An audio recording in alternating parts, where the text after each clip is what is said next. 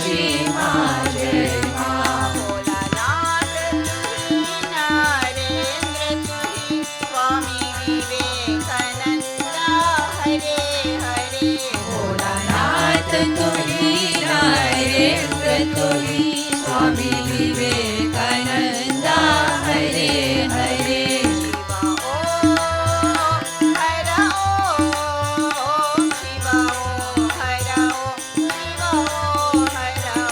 शिव ओम हर ओम, शिव ओम हर ओम, शिव ओम हर ओम, शिव ओम हर ओम,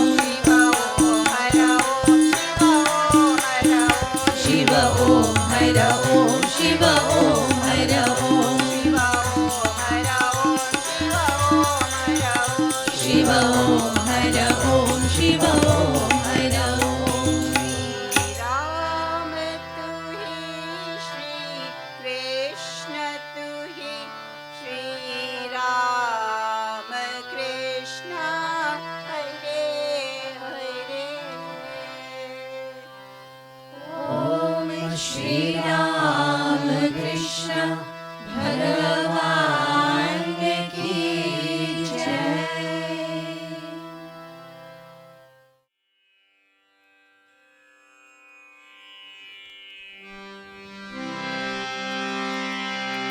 வெள்ளை தாமரை பூவினிலே வெள்ளை கலையுடன் நிற்பவளே, வீணையை கைகள் ஏந்தி கொண்டு காட்சியளித்திடும் தமிழ் தாயே. வெள்ளை தாமரை பூவினிலே வெள்ளை கலையுடன் நிற்பவளே, வீணையை கைகள் ஏந்தி கொண்டு காட்சியளித்திடும் தமிழ் தாயே. புலவர் எல்லாம் புகழ் கலை மாதா, கலைகள் எல்லாம் அள்ளி தருபவளே, கல்வியும் செல்வமும் பலத்துடனே வீரமும் வெற்றியும் தருவாயம்மா.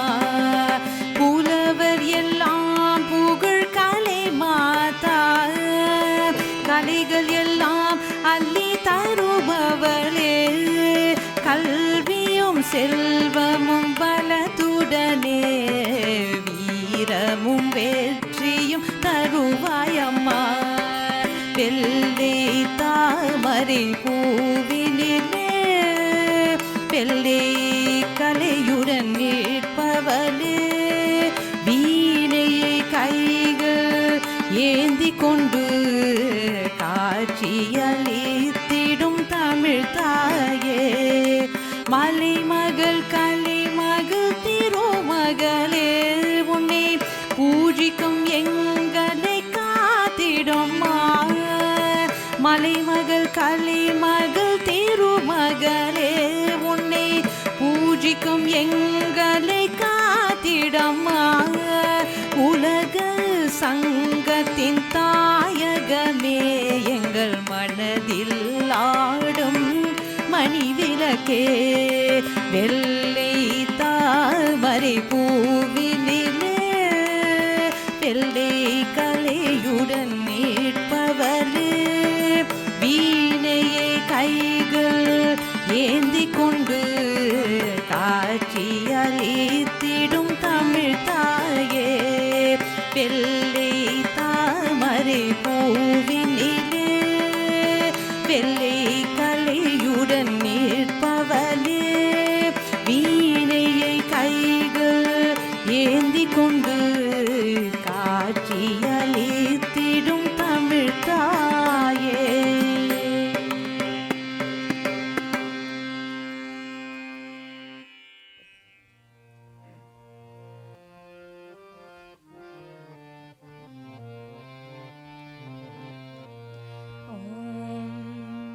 सबके मन में राम बसे हैं, राम बसे हैं, राम बसे हैं।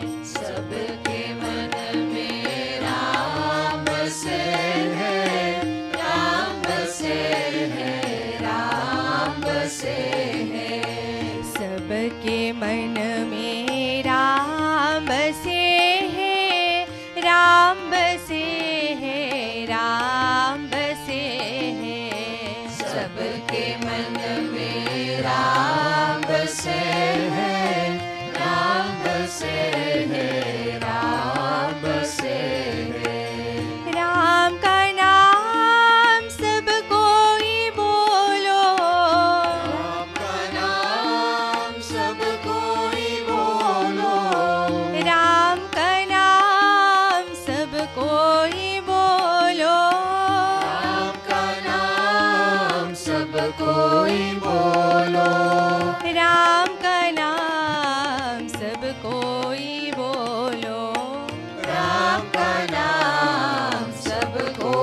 बोलो। सबके मन में राम बसे हैं, राम बसे हैं, राम बसे हैं। सबके मन में राम बसे हैं, राम बसे हैं, राम बसे हैं। कृष्ण गोपाला सब कोई बोलो, कृष्ण गोपाला सब कोई बोलो। नंद लाला सब कोई बोलो, नंद लाला सब कोई बोलो। मुरली वाला सब कोई बोलो, मुरली वाला सब कोई बोलो। सबके मन में राम बसे हैं, राम बसे हैं, राम बसे हैं। सबके मन में राम बसे हैं, राम बसे हैं, राम बसे हैं। श्री राम कृष्ण सब कोई बोलो, श्री राम कृष्ण सब कोई बोलो। शारदा माता सब कोई बोलो, शारदा माता सब कोई बोलो। विवेकानंदा सब कोई बोलो, विवेकानंदा सब कोई बोलो। सबके मन में राम बसे हैं, राम बसे हैं, राम बसे हैं। सबके मन में राम बसे हैं, राम बसे हैं, राम बसे हैं। सबके मन में राम बसे हैं, राम बसे हैं, राम बसे हैं। सबके मन में राम बसे हैं, राम बसे हैं, राम बसे हैं। श्री राम कृष्ण सब कोई बोलो, श्री राम कृष्ण सब कोई बोलो। शारदा माता सब कोई बोलो, शारदा माता सब कोई बोलो। विवेकानंदा सब कोई बोलो, विवेकानंदा सब कोई बोलो। सबके मन में राम बसे हैं, राम बसे हैं, राम बसे हैं। सबके मन में राम बसे हैं, राम बसे हैं, राम बसे हैं। सबके मन में राम बसे हैं, राम बसे हैं, राम बसे हैं। सबके मन में राम बसे हैं, राम बसे हैं, राम बसे हैं। ओम श्री राम कृष्ण भगवान की जय। ॐ ऐं सर्वदेवदेवी स्वरूपाय श्रीरामकृष्णाय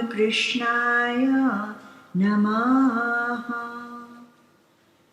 The nectar of your sin-effacing utterances brings life and hope to those scorched by misery.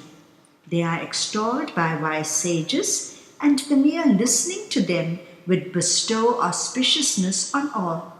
They confer every prosperity. Those who spread them broadcast are verily magnanimous.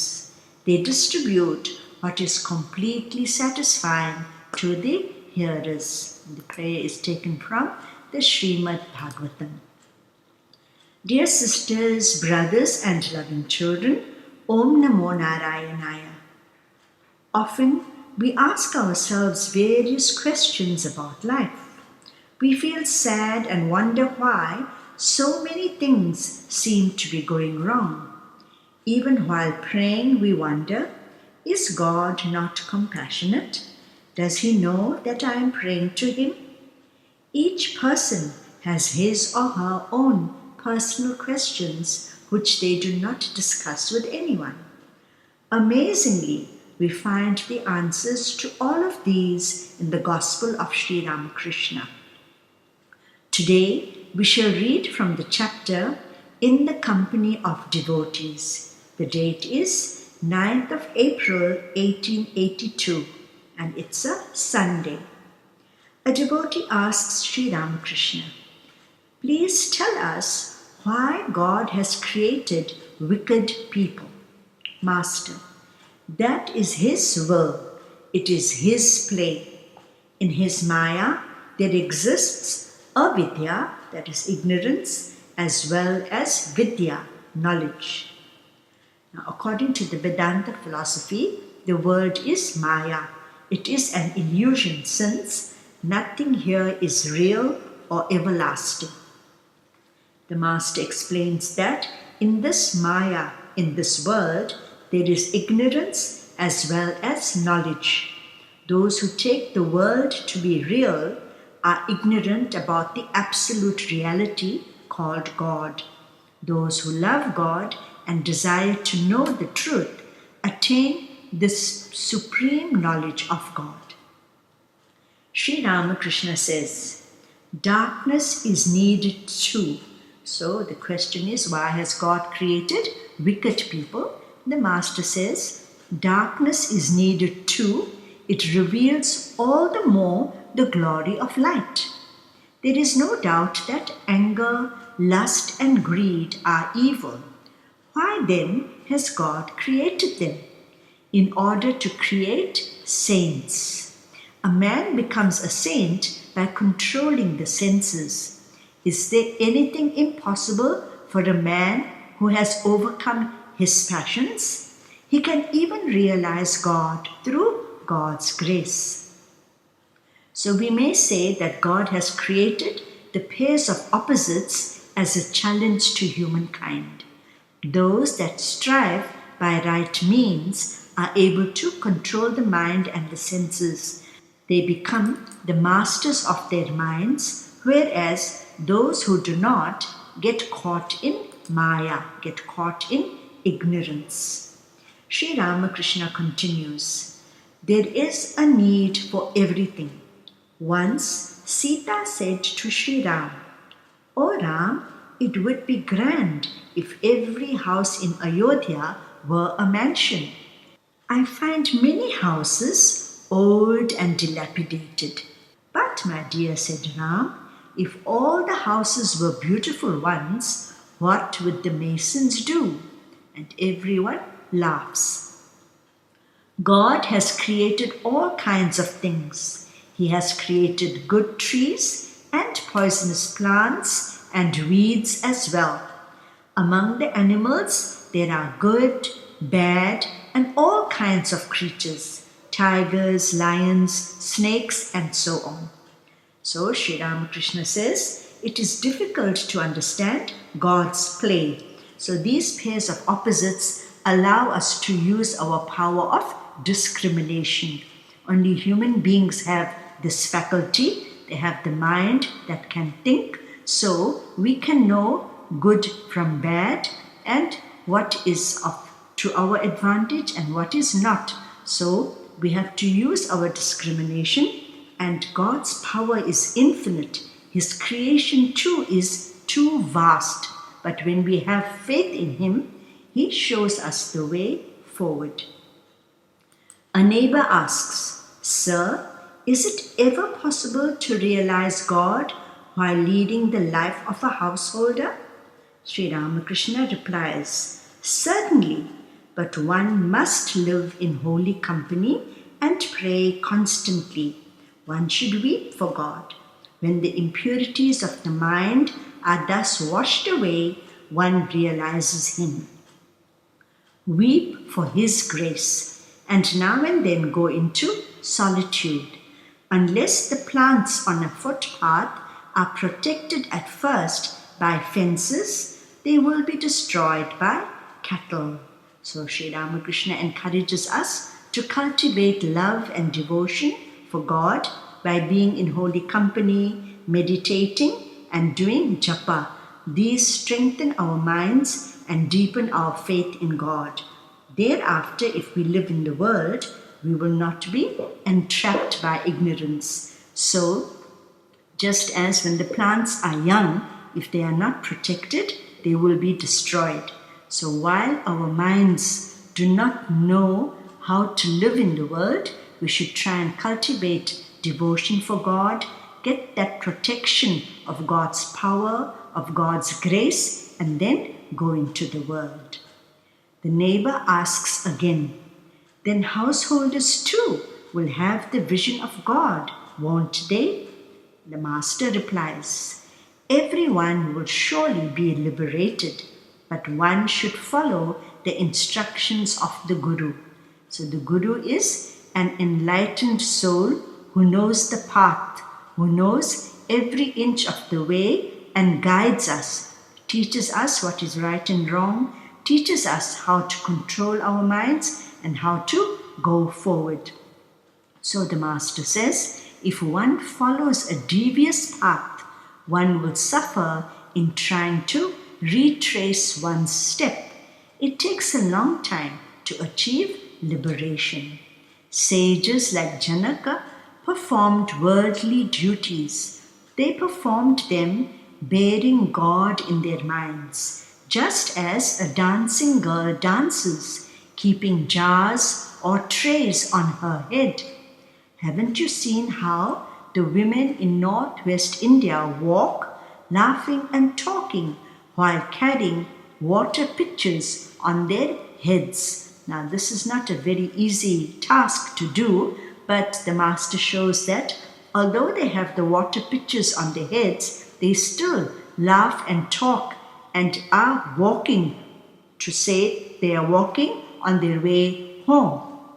So part of their mind is on the pitchers that they are carrying so that it doesn't fall, and part of their mind is on the path that they are walking and they are talking. So this is an excellent example to demonstrate how we can multitask, do our work and have part of the mind on God. Thus, we will succeed in both our duties and in remembering God. Our minds will not become restless. We will be calm and patient, think of God, and perform our duties. At another time, the master said, the world is like a thorny bush. You have hardly freed yourself from one set of thorns before you get caught in another lot of thorns. Besides, one cannot think of God unless one lives in solitude. Suppose you are separating rice from bits of husk. You must do it all by yourself. Every now and then, you have to take the rice in your hand to see how clean it is. But how can you do your work well if you are disturbed again and again? So the master teaches us that if we are doing any important work, we have to concentrate on it. And if we are disturbed all the time, we will not be successful in it, or we will take a very long time to do it. So the master implies that in the world, we do not get a chance to practice spiritual disciplines properly because we are always busy. We must either live in solitude for a few days or practice spiritual disciplines regularly every morning and evening. Then our minds will become strong. We must be the masters of our minds and senses. Then we will be protected. We have learned some valuable lessons about knowledge and ignorance and how to live in the world while thinking about God. This will be to our advantage as we will not get entangled in Maya, in ignorance. As the Master says, every morning and evening, spend some time in prayer. Sometimes we find that as soon as we get up, either we put the television on or we watch our cell phone or do all sorts of other things, but it is so important and necessary to first pray to God. As soon as we have our wash or bath, repeat God's name, ask God for His blessings, and then go into the world. Today is Ekadashi, a very holy day. Ekadashi is the 11th day after the full moon and the 11th day after the new moon in every month. Thus, Ekadashi occurs twice a month. Hindus observe Ekadashi through fasting, repeating God's name, and other spiritual disciplines. The moon has an effect on water. Since our body contains much water, the phases of the moon have an effect on our minds. Fasting on this sacred day prevents any negative effect on us. Our scriptures say that when we abstain from eating all types of pulses and grains, such as rice, wheat, and lentils, on this day, we benefit. Through fasting, we are able to control our minds and senses.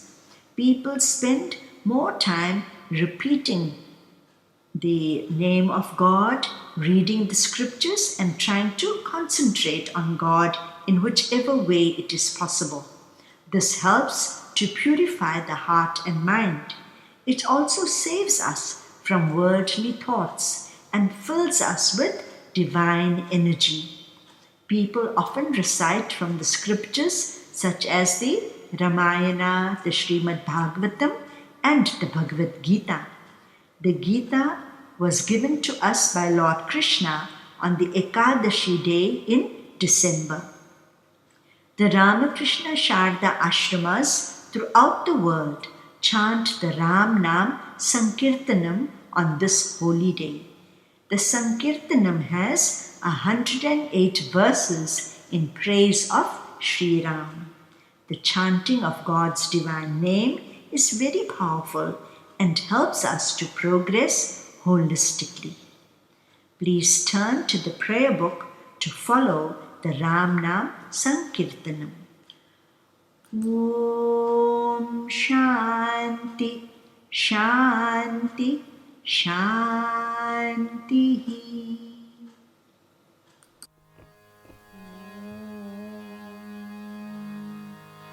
Nanya-spriha Raghupate Hridaye Asmati Satyam Vadami Cha Bhavan Akhilantaratma Bhaktim Prayacha Raghupungava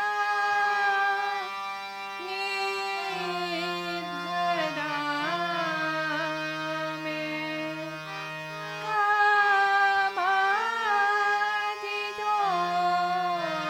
Kamadidoshaраhitam Guru Manasam Cha. Om Shri Sita Lakshmana Bharata Shatrugna Hanuman Sameta Shri Ramachandra Parabrahmane Namah. Shuddha Brahma Parat Pararam Kalatmaka Parameshwara Ram. Shuddha Brahma Parat Pararam Kalatmaka Parameshwara Ram. Sheshakalpa Sukha Nikrita Ram.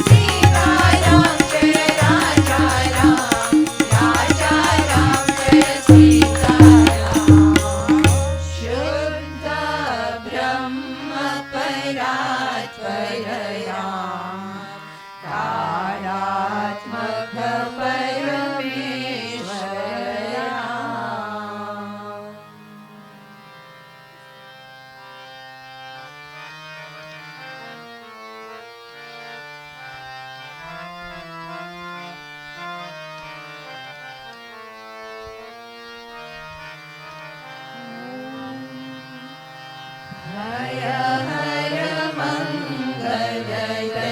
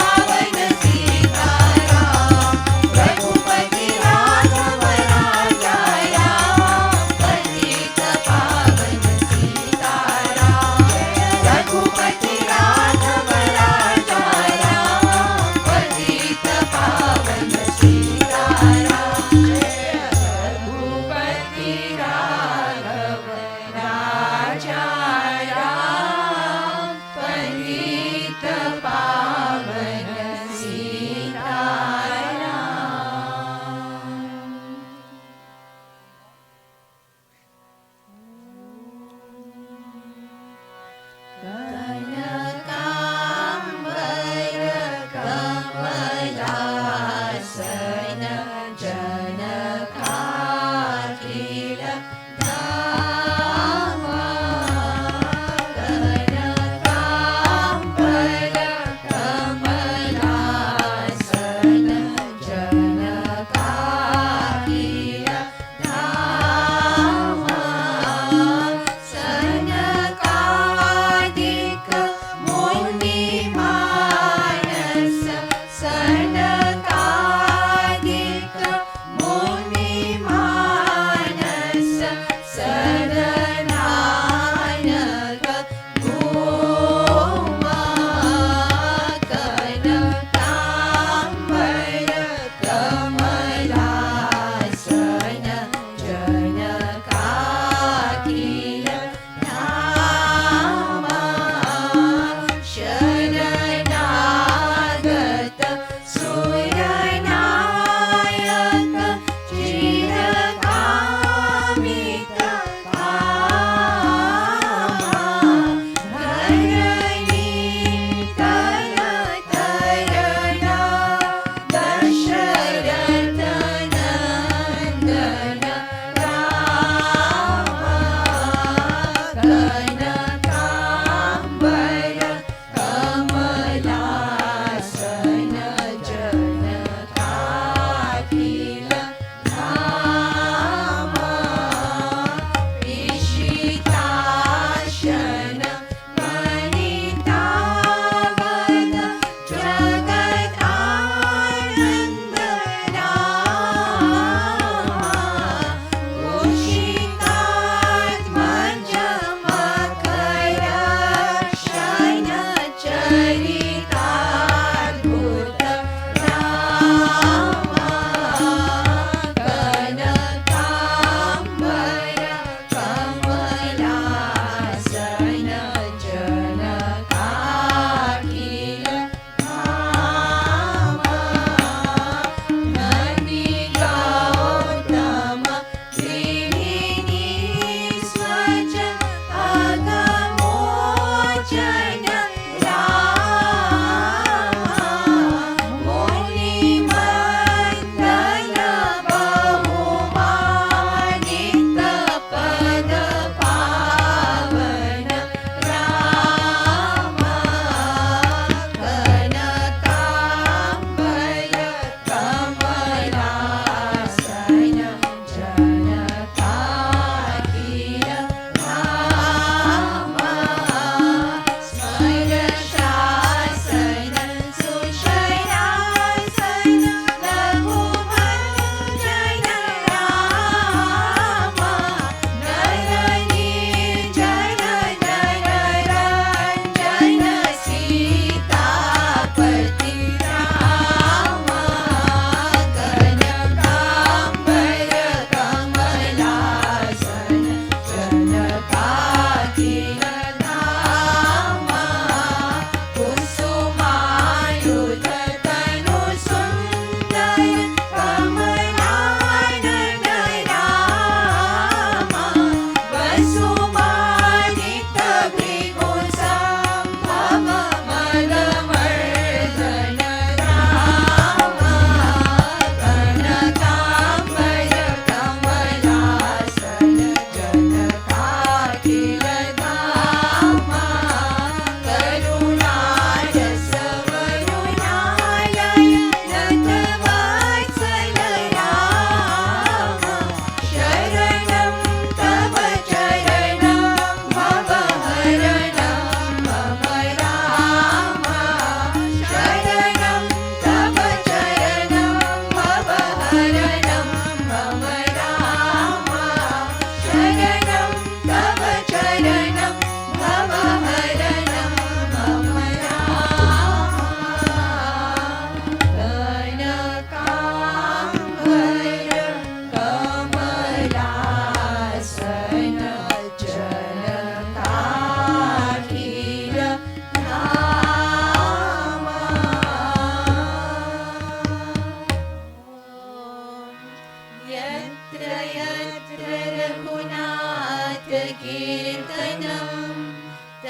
तत्र कृतमस्तकाञ्जलिं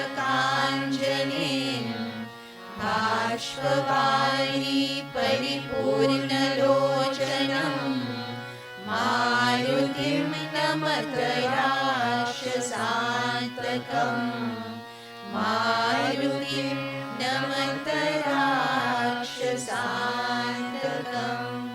श्रीसियावर रामचन्द्र की जय पवन सुत हनुमान की जय श्री अम्बे अम्बे मात की जय। Om Namo Narayanaya, dear sisters and brothers. Let us try to concentrate our minds on the luminous form of God seated in our hearts. Lord Krishna says in chapter 5, verses 10 and 23 of the Bhagavad Gita, "He who acts, abandoning attachment, dedicating his deeds to God, that is to Brahman, is untainted by sin as a lotus leaf by water. He who is able to withstand the impulse of lust and anger, even here, before he leaves the body, he is a yogi, he is a happy man." Om Shanti, Shanti, Shanti. ॐ सर्वेषां स्वस्तिर्भवतु सर्वेषां शान्तिर्भवतु सर्वेषां पूर्णं भवतु सर्वेषां मङ्गलं भवतु सर्वे भवन्तु सुखिनः सर्वे सन्तु निरामया सर्वे भद्राणि पश्यन्तु मा कश्चित् दुःखभाग् भवेत्। ॐ पूर्णमदः पूर्णमिदं पूर्णात् पूर्णमुदच्यते पूर्णस्य पूर्णमादाय पूर्णमेवावशिष्यते। ॐ शान्ति शान्ति शान्तिः। हरि ओम तत्सत्। जय श्री गुरु महाराज की जय। महामाई की जय। स्वामी जी महाराज की जय। गंगा मात की जय। महावीर स्वामी जी की जय। सर्व ऋषि मुनीन की जय। पार्वती पतये हर हर महादेव की जय। ओम नमो नारायणाय।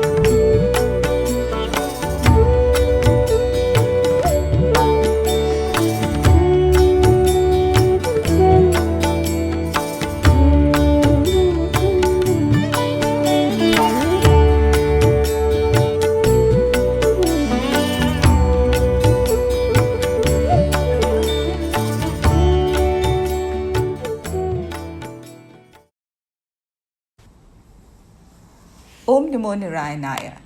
Our scriptures are invaluable sources of wisdom and guidance. They are interwoven with mythology, philosophy, and spirituality. The Ramayana is a skillful manual on how to live a moral and ethical life. It reminds us of the ideals that we can aspire to. Sri Ram's flawless character is indeed worthy of emulation and defines standards that we should try and imbibe. The Ramayana also reminds us that if we cultivate devotion to God, we can attain the goal of human life, which is God realization. The Ramayana is an extraordinary scripture which is popular in many parts of the world. There are many different perspectives and authors. The most popular are the Ramcharitmanas by Goswami Tulsidas and the Valmiki Ramayana. So let us begin with the first of the 4-part series on the Ramayana. Now once, on the banks of the Sarayu River, stood the beautiful city of Ayodhya. The righteous King Dasharatha ruled the prosperous kingdom of Kosala. He was a descendant of the Ikshvaku dynasty that traced its lineage to Lord Surya, or the sun god. He was brave and truthful, and Dasharatha ruled the kingdom justly and was loved like a father by its citizens. In the city, there were magnificent palaces decorated with precious stones. Spires of splendid temples rose above the city as if to touch the sky. For protection, the city was surrounded by a great moat. The people of Ayodhya were peace-loving and happy. Everyone had faith in God and read the scriptures daily, and all the citizens lived in harmony with each other. The Brahmins or priests devoted their lives to studying the sacred texts. The rulers and the warriors governed and protected the city, and the farmers and merchants fed and clothed the citizens. However, King Dasharatha was unhappy. Although he was very old, he had no son to inherit his throne. The king spent some time in thought and prayer. Then he went to his spiritual teacher, Vashishta. Guru Vashishta, he said, I am growing old. I have and I long for a son who will take my place on the throne. Vashishta replied, Dasharatha, we shall perform a special yajna or fire sacrifice to acquire the blessings of God so that you will have an heir. Excited by this wonderful news, the jubilant king shared the good news with his 3 wives, Sumitra, Kaikeyi, and Kaushalya, who were equally overjoyed. At this time, Ravana, the ruler of the Rakshasas or demons, was causing untold misery and difficulty on earth. Ravana was a mighty warrior with 10 heads and 20 arms. He also had remarkable powers, but he was abusing his power and preventing the gods and sages or holy men from performing their sacred rituals. The compassionate Lord has promised that whenever unrighteousness prevails, he will take birth on earth as a human to guide and protect humanity. Learning of Ravana's actions, Lord Vishnu, the protector of the universe, decided it was time to stop Ravana. Ravana had performed many penances and was granted a boon or promise. Lord Vishnu thought, Ravana, in his arrogance, protected himself only from those beings whom he thought he could hurt. He failed to protect himself from the humans and the Vanaras, and accordingly the gracious Lord Vishnu decided to be born as a human and vanquish Ravana. The gods and sages rejoiced at hearing that the Lord would take birth on earth soon. King Dasharatha, with the guidance of Guru Vashishta, duly performed the fire sacrifice. Agni, the god of fire, was pleased with Dasharatha's devotion and sincerity, and he rose from the fire sacrifice and presented the king with a bowl of payasam, which he advised was to be distributed amongst the 3 queens. The king gave each of his wives part of the payasam, and in due course there was great rejoicing in the city when 4 beautiful sons were born to their king. Their names were Rama, Lakshmana, Bharata, and Shatrughna. Even as infants, everyone noticed the inseparable bond between the brothers. The children grew amid much love and joy, and the palace was filled with laughter. In accordance with tradition, the boys were schooled by Guru Vashishta in both secular and spiritual matters at his Gurukula during their formative years. The young princes lived with Guru Vashishta in his hermitage. This practice allowed students to imbibe the noble characters of their teachers by observing the teacher's life, actions, and words. Despite being princes, they performed daily household chores and served their teacher. They were schooled in the arts, sciences, and the use of weapons and the caring for and living in harmony with the environment. As the 4 young boys grew, they made their parents, the members of the royal household staff, the citizens of Ayodhya, and the gods very proud. Rama was a favorite of all. He was kind, truthful, noble, and adept in whatever he learnt. Even at a tender age, his dharma or righteousness was clearly evident. The days passed on so happily and enjoyably that it is said that no one knew whether it was day or night, or which day of the week or month it was. All 4 of Dashratha's sons grew to be intelligent men, and Dashratha was finally happy. By and by, the 4 divine brothers reached their teens. Around this time, sage Vishwamitra visited the palace seeking the assistance of Dashratha. His hermitage was being persistently tormented by the demons who would defile his fire sacrifice. Vishwamitra and the other sages resided in the forest, performing austerities for the general welfare of the world. The sage said, "Dear king, I have come to ask you a favor." "How can I help? No wish is too great to ask," the king responded. "It pleases me to hear these words from you," said Vishwamitra. "I have been trying to perform a sacred rite, which is continuously being interrupted by the demons Taraka and Subahu. My vows prevent me personally from fighting these demons. I pray, Dasharatha, that you allow me to take Rama with me to protect my sacred rite." King Dashratha was surprised at this request. He was unaware of Rama's ability and was reluctant to let his precious child engage in battle with the demons. He humbly said, "Respected sage, Rama is only a child. He is but 16 years of age. I have a better idea. I shall send you my armies to battle these demons. Why, I will even accompany you, but please do not take Rama." Sage Vishwamitra understood the king's pain, but the sage also knew that Rama was an avatara or incarnation of Lord Vishnu on earth, and after all, that was precisely the reason why the Lord had taken a human form. Sage Vashishta also assured the king that no harm would come to Rama, and Dashratha thus agreed to let Rama and Lakshmana accompany sage Vishwamitra to his hermitage. Now the journey to the hermitage was a long one. Along the way, Guru Vishwamitra taught Rama and Lakshmana many skills. The young princes, ever eager to learn, were soon adept in the use of weapons and also the techniques to overcome hunger and fatigue. It is said that God always protects his devotees or those who take refuge in him.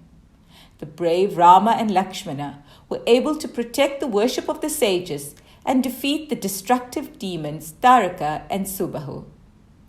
Vishwamitra invited Ram and Lakshmana to accompany him to Mithila, which was King Janaka's kingdom. King Janaka was holding a sacrifice that entailed the special bow of Lord Shiva. On the outskirts of Mithila, Vishwamitra and the princes stopped at the hermitage of sage Gautama. Sri Ram provided liberation to Ahalya, the chaste wife of sage Gautama, who had been turned into a stone.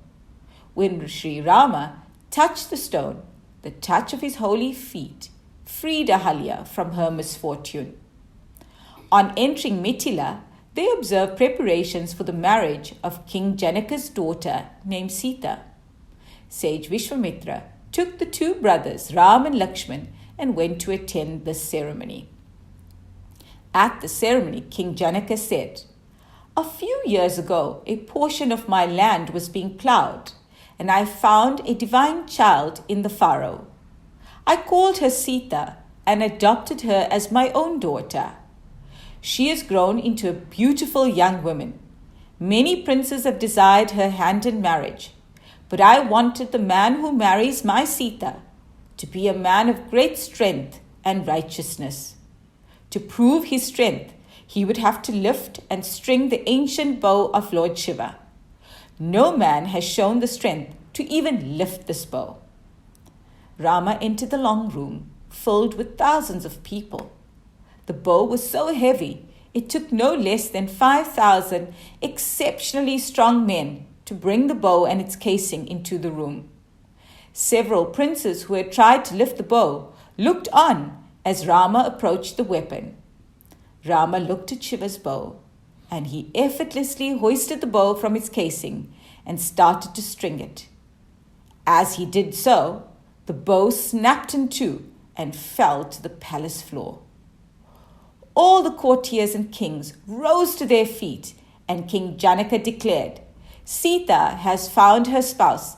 Send a messenger to Ayodhya, informing them of the wedding of Rama to my daughter Sita." Soon the wedding ceremony was held in the palace, resulting in Rama's marriage to Sita. The other three brothers were also married at the same venue to the cousins of Sita. Following the wedding, everyone returned to Ayodhya. All in the city cheered their arrival. Rama and Sita continued to serve their parents and delight the sages. Sita and Rama were the perfect husband and wife, and they were exceedingly devoted to each other. Rama's parents watched him mature into a young prince. Rama was a perfect young man. He had all the noble qualities. He was patient with others' wrongs, but he would do no wrong himself. He enjoyed the company of the elders and the wise men, and he was intelligent and courageous, righteous and kind. He was a perfect warrior. He knew when to resort to arms and when not to. He was healthy, strong, handsome, and highly learned in the scriptures. Rama was really the ideal man. So, what lessons did we learn today? Let us look at just 3. Today, we have seen the importance of valuing and respecting one's parents, teachers, and elders. The 4 princes had equal love and regard for Dashratha, the 3 queens, Guru Vishwamitra, and Guru Vashishta. We also saw the love between siblings. We saw the bond shared by all 4 brothers and the loyalty and camaraderie that it fostered. In our next lesson, this will be demonstrated further. The 3rd lesson we can take out from today's class is the importance of assisting with chores and duties, as it helps build discipline and form good character. In the lesson, we saw Sri Ram and his brothers learning a variety of duties, and we saw how it assisted to form strong, noble characters centered in truth and righteousness. So, until next week, dear children, Om Namo Narayanaya.